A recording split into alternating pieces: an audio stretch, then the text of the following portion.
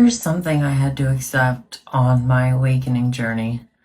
Not everyone is meant to wake up with you. I used to think that I was supposed to wake everyone up until I realized that that was never my assignment. Let me say this gently but clearly.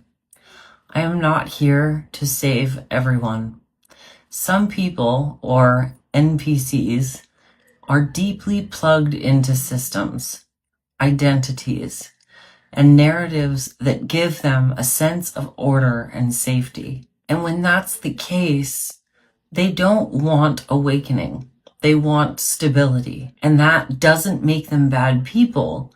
It just means they're not on the same chapter of the soul journey. For a long time, I thought part of my purpose was to convince people, to explain, to debate, to prove, to pull others out of systems they were still loyal to. And then I realized something that changed everything for me. Not everyone is ready to wake up. And more importantly, not everyone came here to wake up in this lifetime. In psychology, we talk about something called cognitive dissonance, the discomfort people feel when information threatens their identity or worldview. Most people will protect their identity over truth because identity feels like safety. Spiritually speaking, that's just consciousness at different stages of remembering.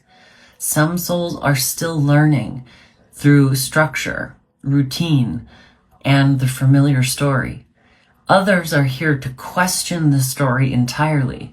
So when people use the term NPC, what they really are pointing to is this: people who are still largely operating on social programming and survival patterns, not self-awareness and inner sovereignty yet. And I don't say that with judgment. I say that with discernment, because I didn't incarnate into this life to live quietly, to comply easily, and pretend systems are healthy when my soul can feel that they are not. I came here to shift things, to challenge, to awaken, to remember. And that kind of path is not for everyone. From a neuroscience perspective, most human behavior is subconscious.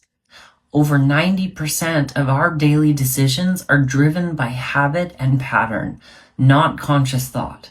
So yes, most people are literally running on autopilot. Spiritually, we'd say that they're still in a phase of learning through repetition instead of awareness. And here's the truth that took me years to accept. Trying to wake someone up who doesn't want to wake up will drain your life force. It will exhaust your nervous system.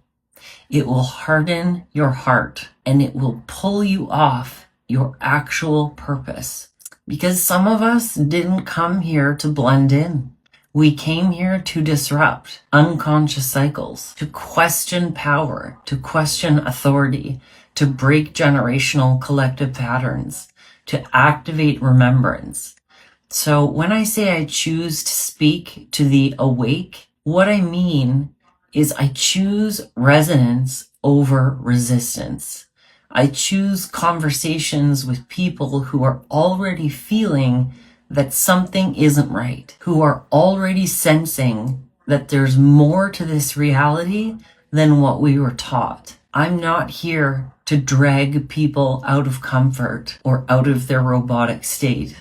I'm here to walk with those who are already stepping out of it. And if somebody truly believes that living fully plugged into the system is the good life, then I honestly could care less and encourage them to live it fully, completely, without apology. But I won't pretend that path is enlightenment, and I won't abandon my mission to protect someone else's illusion. This world doesn't shift because everyone stays comfortable.